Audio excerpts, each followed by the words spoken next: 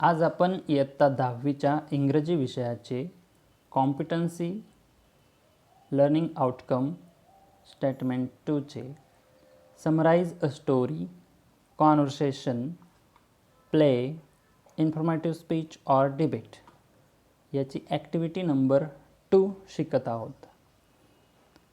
यात आपण आधी शिकून घेतलेला आहे की story, conversation, play, informative speech or debate दिलेलं असेल तर त्याचे समरी लिहायची असेल. Instructions for teachers and parents or facilitators हे आधी आपण समजून घेऊया. टीचर्स, पॅरेंट्स ऑर फॅसिलिटेटर्स म्हणजे सुविधा देणाऱ्यांसाठीच्या ज्या सूचना आहेत त्या आधी समजून घेऊ. 1. Teacher asks the students to read the given passage carefully at least twice. Teacher विद्यार्थ्यांना कमीत कमी 2 वेळा दिलेला पॅसेज हा काळजीपूर्वकपणे वाचायला सांगतात. 2. Get the rough central idea आणि त्यामुळे विद्यार्थ्यांना सेंट्रल आयडिया म्हणजेच मध्यवर्ती कल्पना थोडक्यात येते. 3. Avoid all the colloquial expressions, figures of speech, adjectives and adverbs etcetera. जेव्हा समरी रायटिंग करतो आपण त्यावेळेला जे संवाद असतात, बोलचालीचे एक्सप्रेशन्स असतात साधारण, ते फिगर्स ऑफ स्पीच अलंकारिक भाषा असेल, ॲडजेक्टिव्ज म्हणजे विशेषणे आणि ॲडवर्ब्स क्रियाविशेषणे असतील तर त्यांना आपल्याला वगळायचं असतं, अवॉइड टाळायचं असतं. 4. Reproduce only the main theme with conciseness. फक्त जी काही मेन थीम आहे, मुख्य विषय आहे दिलेल्या पॅसेजचा, तर तो आपल्याला पुन्हा लिहायचा असतो, तोही संक्षिप्त स्वरूपात कन्साइजनेसमध्ये. A precise should be written in reported speech in past tense as a third person. जेही आपण संक्षिप्त स्वरूपात माहिती लिहिणार, समरी लिहिणार, तर ती कशी असली पाहिजे? रिपोर्टेड स्पीचमध्ये असली पाहिजे. त्यानंतर त्याचा काळ हा पास्ट टेन्स असला पाहिजे आणि आपण तिराहित व्यक्ती म्हणून, थर्ड पर्सन म्हणून तो पॅसेज लिहिणार. Use good grammatical and idiomatic English. आपण जी भाषा वापरणार, इंग्रजी वापरणार, तर ती ग्रॅमॅटिकल चांगली असली पाहिजे, ग्रामरच्या स्वरूपात दृष्टीने, व्याकरणाच्या दृष्टीने, आणि इडिओमॅटिक असली पाहिजे म्हणजेच वाक्प्रचारांच्या स्वरूपात. त्यानंतर पुढील 7th इन्स्ट्रक्शन आहे, teacher says summary should always be in your own words. Summary जी असेल ती आपल्या स्वतःच्या शब्दात असली पाहिजे नेहमी, असं शिक्षक सांगतील विद्यार्थ्यांना. It should be complete and self contained. जी समरी असेल ती पूर्ण, सर्वसमावेशक असली पाहिजे आणि कंप्लीट असली पाहिजे. Summary should be in only 1 paragraph.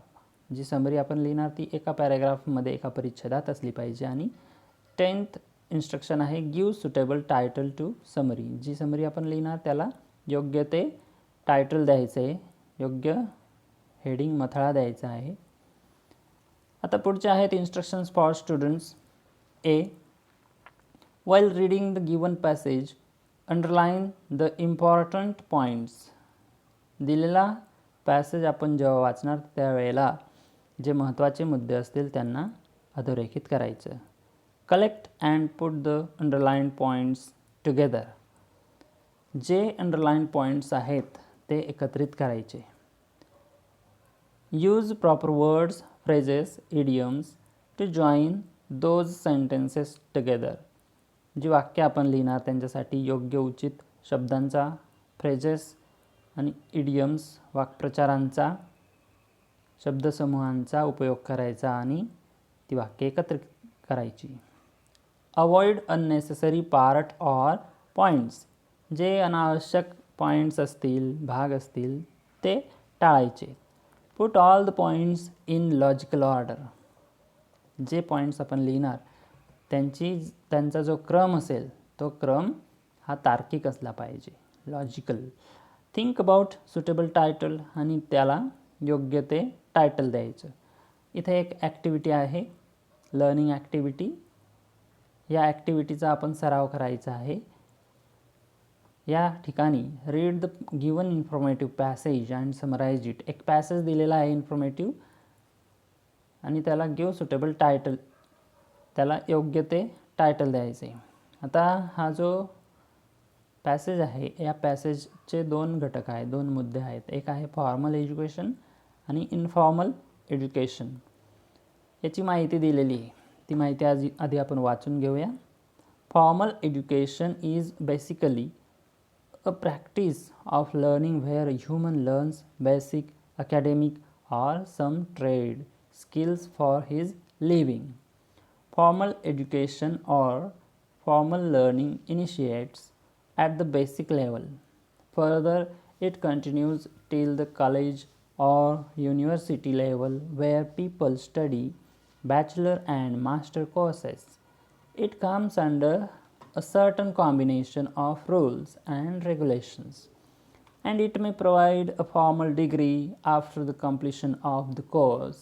It is provided by the teachers that are highly qualified and educated and are under strict discipline as well. पुढील माहिती आहे इन्फॉर्मल एज्युकेशनची.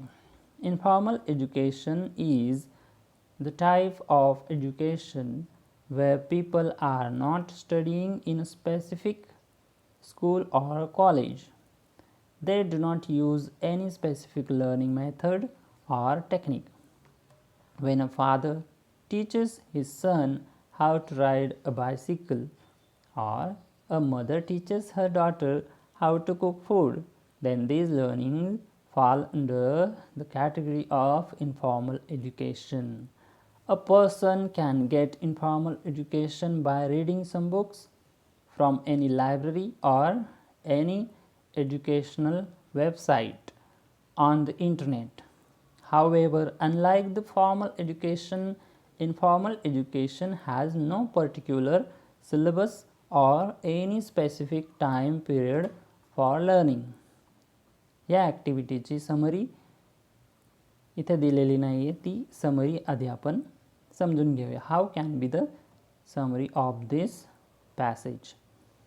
तर यामध्ये आपल्याला एक हेडिंग द्यावी लागेल आणि यातील जे महत्त्वाचे मुद्दे असतील ते समरीमध्ये घेऊन त्याला आपल्याला त्याची वाक्यरचना करून पॅराग्राफ लिहायचा असेल. ही आहे त्या पॅसेजची summary. Formal and informal education हे आपण हेडिंग दिली.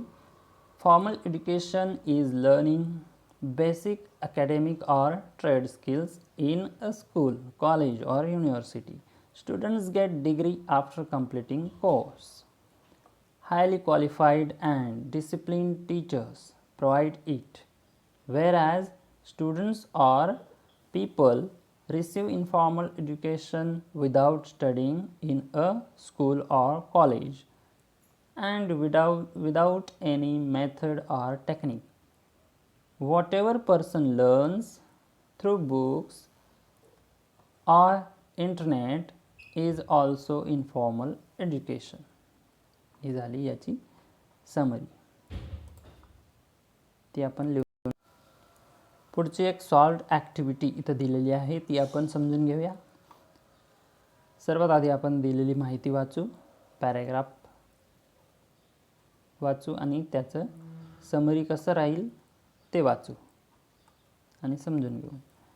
Education is not an end but a means to an end. In other words, we do not educate children only for the purpose of educating them. The purpose is to make them fit for life. As soon as we realize this fact, we will understand that it is important to choose a system of education which will really prepare children for life. In many modern countries, it has for some time been fashionable to think that by free education for all, whether rich or poor, clever or stupid, one can solve all the problems of society and build a perfect nation. But we can already see that free education for all is not enough, because we can find in such countries a large number of people with university degrees than there are jobs for them to fill. But we have only to think for a moment to understand that the work of completely uneducated farmer is far more important than that of a professor. We can live without education, but we die if we have no food, if no one cleaned our streets and took the rubbish away. We would get terrible diseases. In fact, when we say that all of us must be educated, we mean that all of us must educated in such a way that first each of us can do whatever job is suited to his brain and ability, and secondly that we can realize that all jobs are necessary for society, and it is very bad to be ashamed of one's work or to scorn someone else's. Only such type of education can be called valuable to society. हा आहे या शिक्षणाचं महत्त्व समजून देणारा passage. या पॅसेजमध्ये काय दिलेलं आहे की शिक्षण मुलांसाठी अतिशय महत्त्वाचं असतं. त्यांना शिक्षण देण्यासोबतच त्यांच्या जीवनामध्ये त्यांना सक्षम बनवणंही महत्त्वाचं आहे, आणि त्यासाठी आपण त्यांना तयार करत असतो जीवन जगण्यासाठी. पुढे जेव्हा फ्री एज्युकेशन दिलं जातं तर त्यावेळेला ते सर्वांना समान दिलं जातं, रिच, पुअर, क्लेवर, स्टुपिड सर्वांना. परंतु ज्या वेळेला